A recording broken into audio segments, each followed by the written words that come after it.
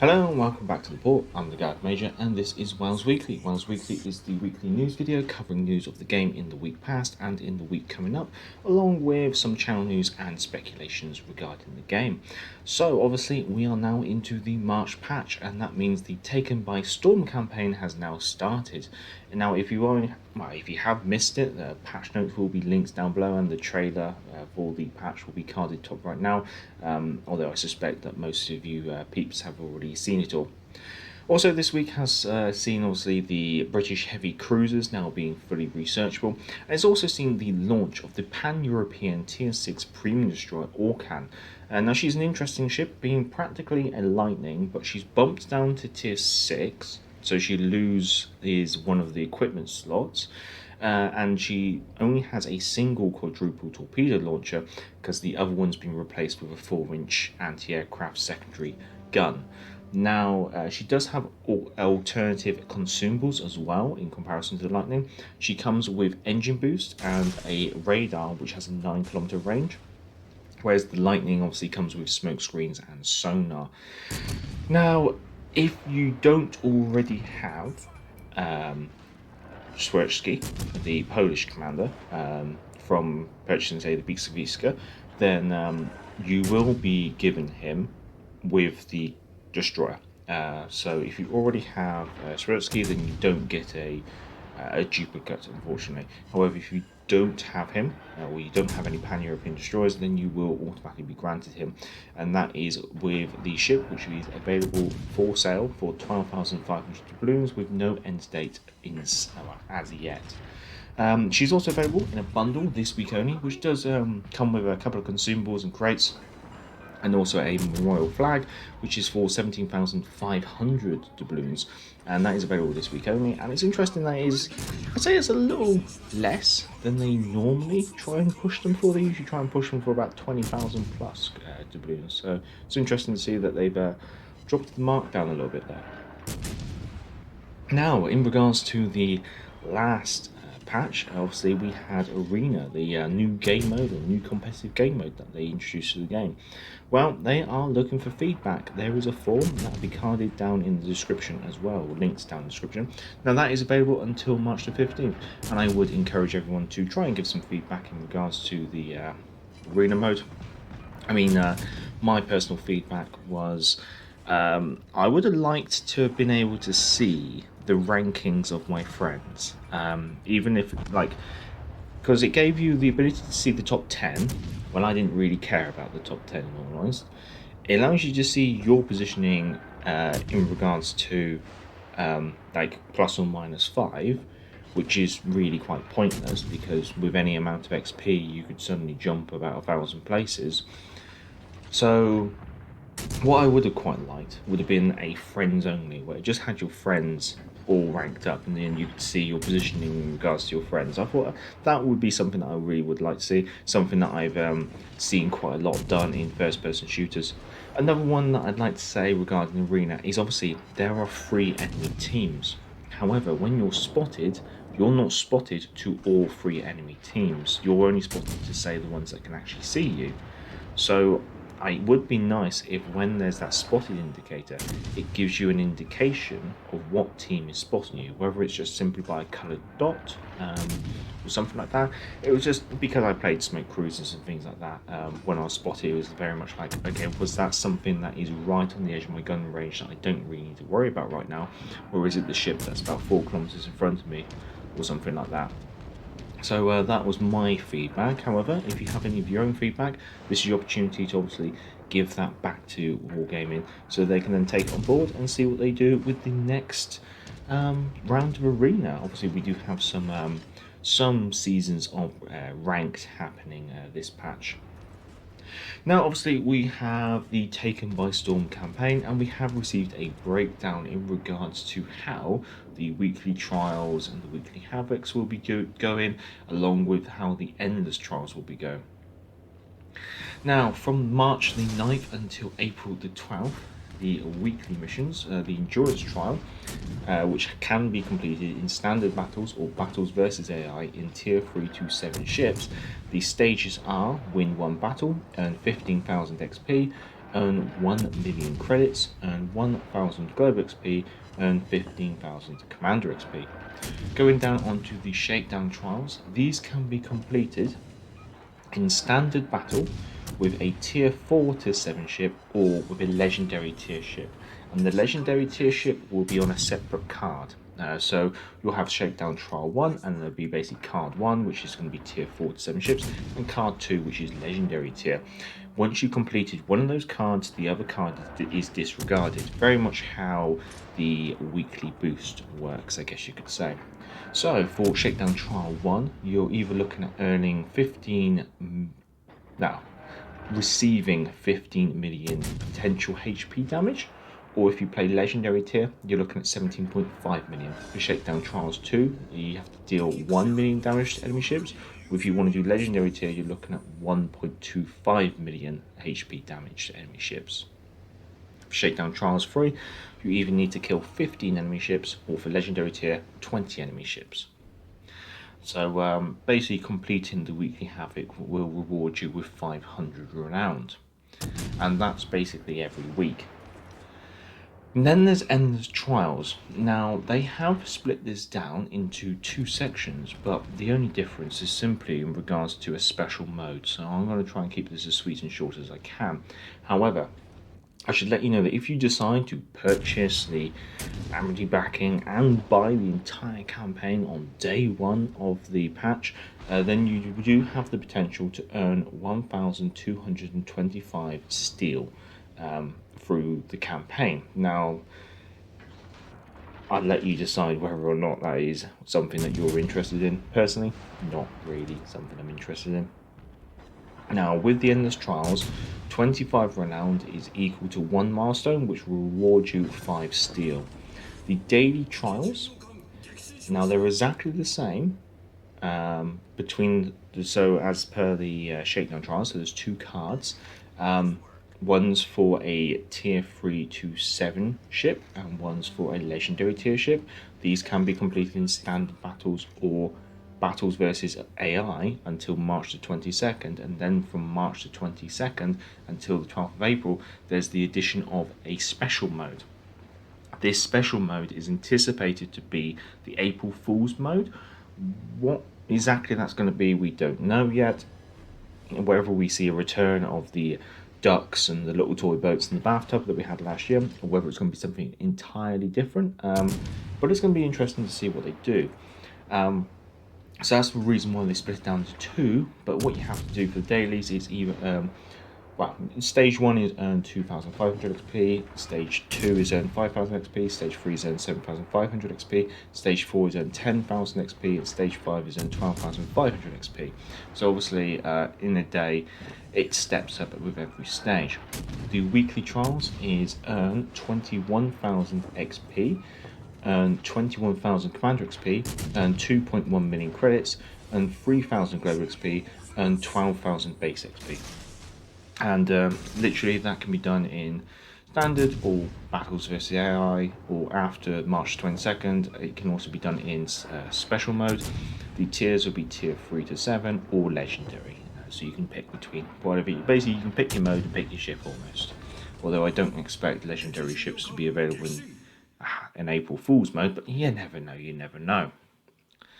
So all in all, the campaign, you will require 2,475 renowned in order to complete the campaign.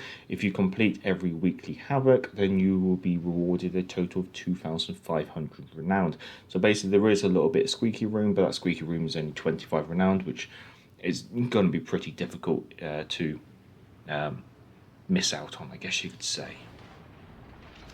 So after that, we do have a minor amendment which has been done to the patch notes. The rudder shift of the Azuma, it's actually only been decreased to 12.3 seconds. It was noted in the patch notes that the decrease was to 10.7, so that is a slight difference.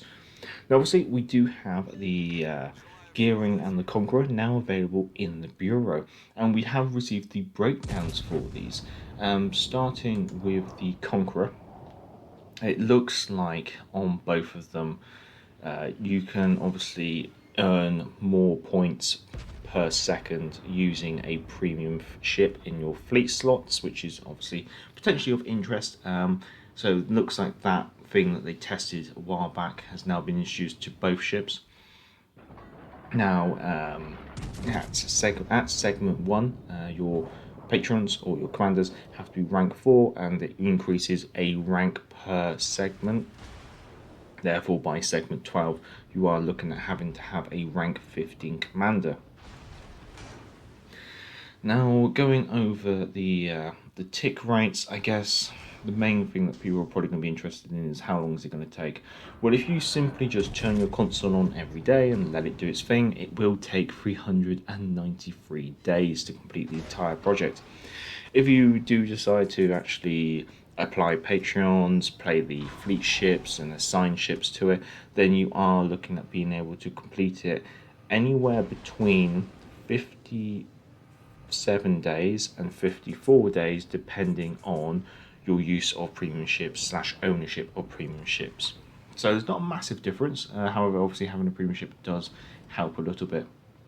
Regarding the Conqueror, the rewards in total for completing the Bureau project, apart from obviously the ship, you will get a single insignia, a single universal accommodation, 7 days premium, 12 promotion orders, 24 Union Jack camouflages, 900,000 credits, 90,000 Commander XP, and 9,000 Global XP along the way.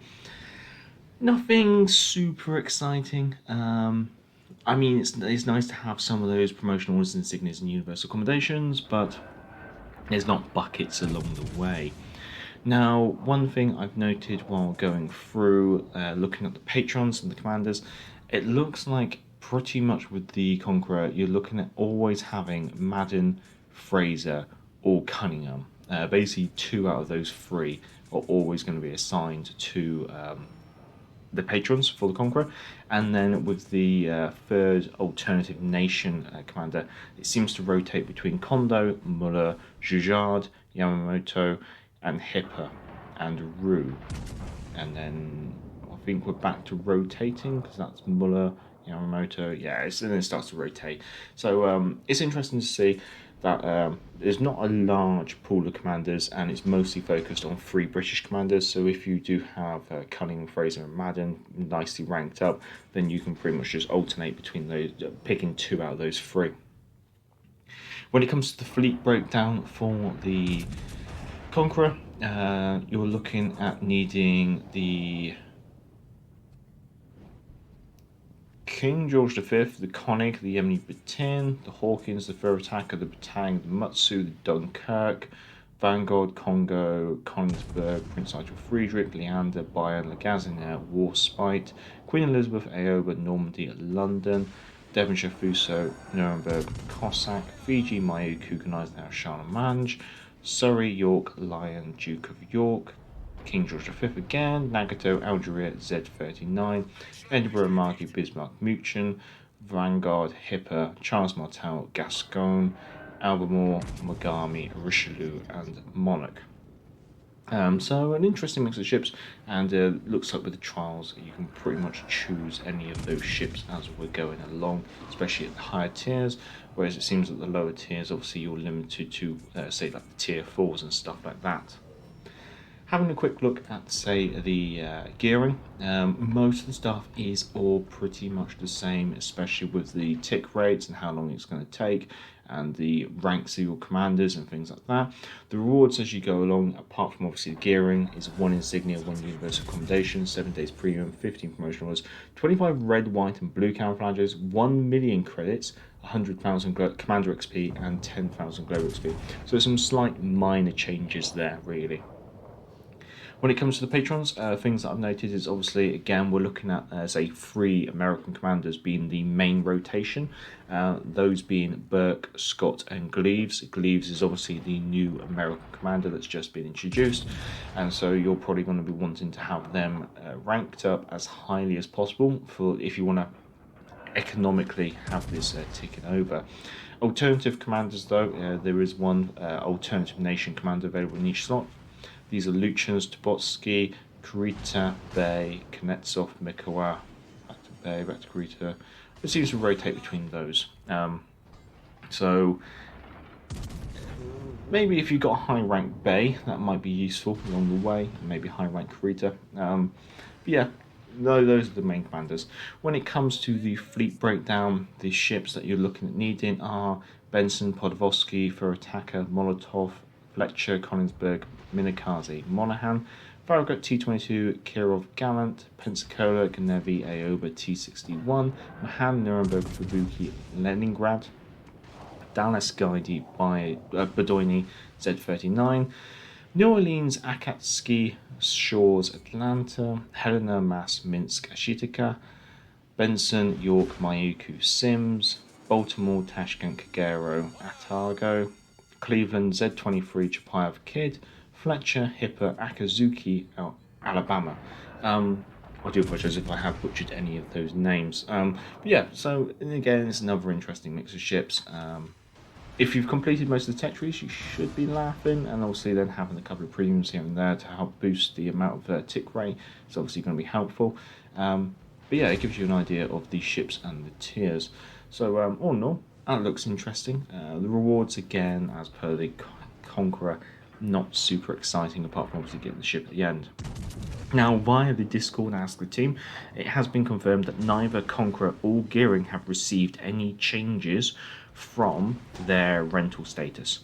So that does mean that yes, Conqueror's HE is going to hit just as hard as it did. Does mean Conqueror is going to have that long range slow torpedo reload and quite gunny. So if you did play those ships as rentals over the Christmas period, they're not going to change, so you're probably already going to be familiar with them. And remember that the modules that you did equip to those ships were placed in your inventory, so if you haven't used those in the meantime, you should have those modules available to basically put back on.